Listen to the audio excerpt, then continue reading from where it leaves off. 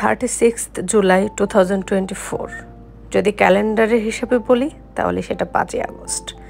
আমাদের দ্বিতীয় বিজয় হলো বাংলাদেশের। দিনের পর দিন, বছরের পর বছর একটা জাতি ভোটাধিকার থেকে, কথা বলার স্পিচ থেকে, প্রত্যেকটা অধিকার থেকে বঞ্চিত হয়ে মনের ভিতরে ক্ষোভ পুষতে পুষতে শেষ পর্যন্ত একটা ছোট্ট কোটা আন্দোলনকে কেন্দ্র করে পুরো সমগ্র জাতি জেগে উঠেছে এক স্বৈরাচারী শাসককে পদ থেকে বহিষ্কার করার জন্য।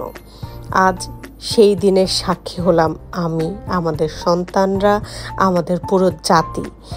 সেক্ষেত্রে তো একটু বিজয় উল্লাস অবশ্যই করা যায়।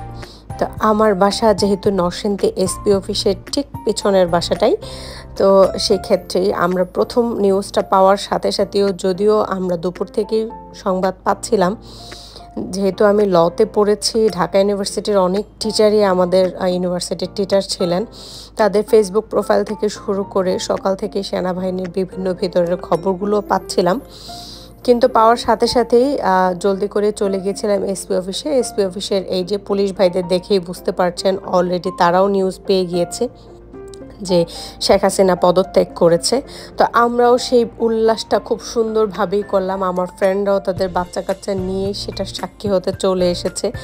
আমরা আসলে খুবই সুন্দরভাবে এনজয় করেছি 5 আগস্টটা। তবে আমি একটা জিনিস বলবো, স্বাধীনতা অর্জন করার চেয়ে রক্ষা করা অনেক অনেক কঠিন। আমাদের দেশে আওয়ামী লীগ করতো গত 15 বছর যাবৎ অনেক অনেক মানুষ। আসলে তাদেরকে ক্ষমাসুন্দর দৃষ্টিতে আপনারা দেখবেন।